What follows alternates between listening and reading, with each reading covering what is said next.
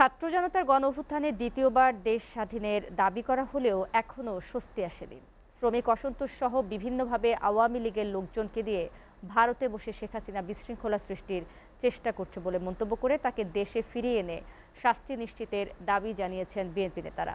সকালে আলাদা অনুষ্ঠানে তারা দাবি করেন, শেখ হাসিনা পালিয়ে গেলেও তাদের দোসররা গ্রেপ্তার না হওয়ায় উদ্বেগ জানিয়ে দলের নেতাদের সতর্ক থেকে নতুন করে কাউকে দলে না ঢোকানোর আহ্বান জানিয়েছেন তারা। আরও জানাচ্ছেন আব্দুল আহাদ। খালেদা জিয়া ও তারেক রহমানের নামে সকল ষড়যন্ত্রমূলক মিথ্যা মামলা প্রত্যাহারের দাবিতে জাতীয় প্রেস ক্লাবের সামনে এই অবস্থান কর্মসূচি। হাজার হাজার তরুণ যেখানে যোগ দিয়ে বিএনপি নেতা জয়নুল আবেদিন ফারুক দাবি করেন, ৩০ জন সংসদ সদস্যকে লাঞ্ছিতকারী সাবেক ডিবি প্রধানকে গ্রেফতার না করা ও হাজার হাজার কোটি টাকা পাচারকারী ও শত শত মানুষকে হত্যাকারীদের এসি রুমে রাখা হচ্ছে, এমন দাবি করে স্বরাষ্ট্র উপদেষ্টার প্রতি ক্ষোভ জানান তিনি।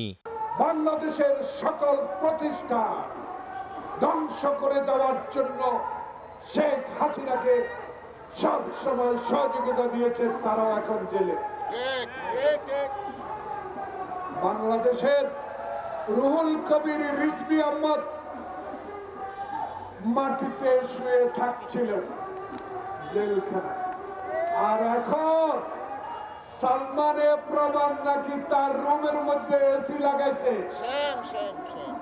সালমানে প্রমাণের খাওয়া নাকি গুলশান থেকে যায়।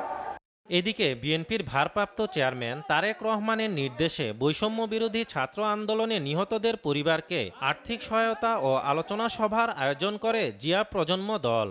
আমরা কখনো ক্ষমতার আলোচনা সভায় বিএনপির স্থায়ী কমিটির সদস্য সেলিমা রহমান দাবি করেন, ছাত্র জনতার গণ অভ্যুত্থানে দেশ দ্বিতীয়বার স্বাধীন হলেও এখনো স্বস্তি আসেনি। গণতন্ত্র ফিরিয়ে আনতে জনগণের ভোটের সরকার দরকার বলে জানান তিনি। অর্থাৎ আমাদের কিন্তু লক্ষ্য একটাই, এই যে 17 বছর যারা আপনারা ভোট দিতে পারেন নাই, এই ভোট আগামীতে দিতে পারবো কিনা জানি না, যে জন্য আমরা চেয়েছি জনগণের অধিকার। যদি গণতন্ত্র প্রতিষ্ঠা করতে হয় তাহলে সেই জন্য দরকার হলো একটা নির্বাচিত, জনগণের নির্বাচিত একটা সরকার।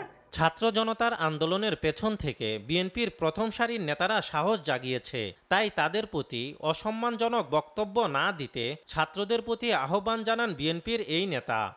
আমরা তো আপনাদেরকে অসম্মান করছি না, আপনারা আমাদের নবীন প্রজন্ম, আপনারাই তো দেশটাকে গড়ে তুলবেন। আপনারা আমাদের শিক্ষা দিয়েছেন, আপনারা আপনাদের শিক্ষক হিসেবে আপনারা কাজ করেছেন, আপনারা বুকের রক্ত দিয়েছেন, কিন্তু আমরা তো আপনাদের পিছে থেকে আপনাদেরকে সহায়তা করেছি। আব্দুল আহাদ, এসটিভি, ঢাকা।